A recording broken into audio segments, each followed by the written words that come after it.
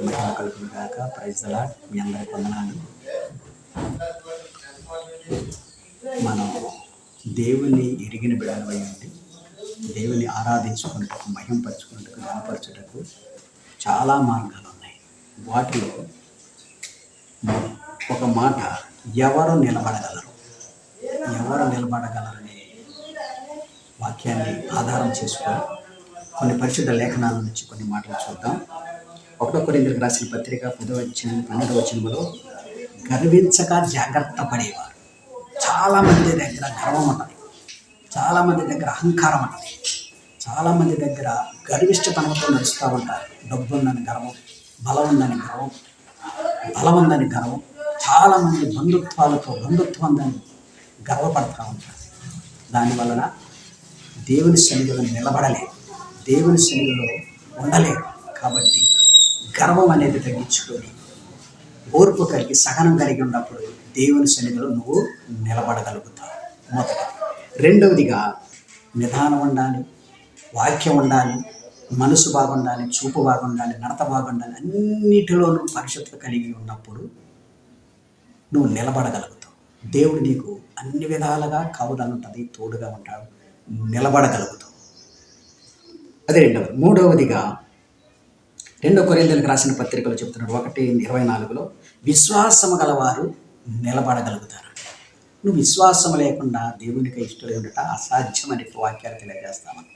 కాబట్టి నువ్వు విశ్వాసంతో ప్రార్థించు, మోకరించు, భయం కలిగి జీవించు. విశ్వాసముతో అనేక రకాలైనటువంటి వారిని మార్చగలిగితే నువ్వు చాలా దేవుని సన్నిధిలో నిలబడగలుగుతావు, దేవుని ప్రేమ పొందుకుంటావు, దేవుని ఆశీర్వాదం నీ మీదకు వస్తూ ఉంటుంది. మూడో మాట. నాలుగో మాటగా ఎఫెసీయులకు రాసిన పత్రిక 6:13 చెబుతున్నాడు, ఆ యుద్ధాయుధంలో ధరించుకున్న వారు నిలబడతా ఉంటారు. యుద్ధాయుధులు అంటే లోకంలో ఉన్నటువంటి తగాదాల కోసం, సనుగుడి కోసం, గురువుల కోసం కాకూడదు. దేవుని కోసం యుద్ధాలు చేయాలి, దేవుని కోసం ప్రాణాలు తీర్చాలి, దేవుని కోసం ప్రాణ త్యాగాలను చేసేవారు, దేవుని పరిచర్య చేసేవారు, దేవుని కోసం ఆరాటపడేవారు యుద్ధాలతో సమానం. వారు దేవుని సన్నిధిలో నిలబడగలుగుతారు. ఆరవదిగా యెజెకీయలు గ్రంథం 1:2 వచనాలు. దేవుని ఆత్మ పొందినవారు. దేవుని ఆత్మ ఎవరికి ఉంటుంది? మారు మనసు పొందిన వాళ్ళకి ఉంటుంది, బాప్తీసం తీసుకున్న వాళ్ళకి ఉంటుంది, దేవుని ఆరాధించే వాళ్ళకి ఉంటుంది, దేవుని మహిమపరిచే వాళ్ళకి ఉంటుంది. దేవుని అంటే ఇష్టము, దేవుని అంటే ప్రేమ, దేవుని విశ్వాసం ఉంచిన వారు తన పాపములను ఒప్పుకొని, తన తప్పులను ఒప్పుకొని, బహిరంగంగా కాకుండా లోపల చేసినటువంటి పాపములను, అవిధేయతలను ఒప్పుకొని విడిచిపెట్టిన వారు దేవుని ఆత్మను పొందుకుంటారు. దేవుని ఆత్మ వారిలో ఉంటుంది. కాబట్టి ఏమన్నా బాధ అన్నా కానీ, మాట అన్నా కానీ, ఏ విధమైనటువంటి వారి మీదకు ఏదైనా తీసుకొచ్చినా సరే నిలబడగలుగుతారు.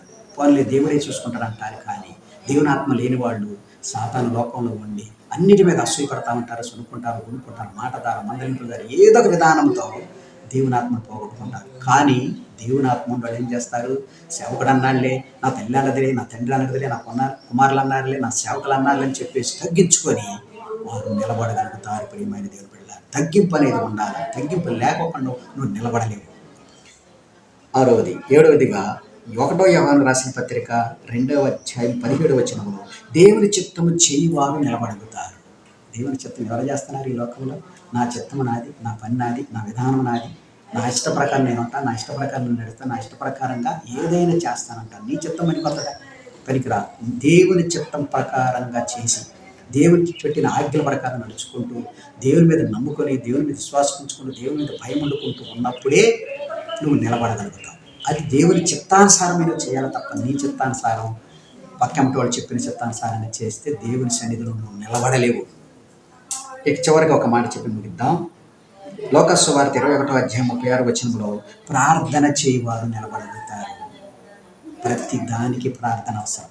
నువ్వు పోయేటప్పుడు ప్రార్థన అవసరం, నువ్వు నిల్చున్నప్పుడు ప్రార్థన అవసరం, నీ బిడ్డ కష్టం వచ్చిన ప్రార్థన అవసరం, నీకు పనులు చేసుకునేటప్పుడు ప్రార్థన అవసరం, ఉద్యోగాన్ని చేసేటప్పుడు ప్రార్థన అవసరం, నువ్వు కుమారుడు పరీక్షలు పోతున్నప్పుడు ప్రార్థన అవసరం, కుమార్తె వివాహం జరుగుతున్నప్పుడు, కుమారుడు వివాహం జరుగుతున్నప్పుడు ప్రార్థన అవసరం, నీకు ఆరోగ్యం కోసం ప్రార్థన అవసరం, నీ కుటుంబంలో అభివృద్ధి రావడం కోసం ప్రార్థన అవసరం.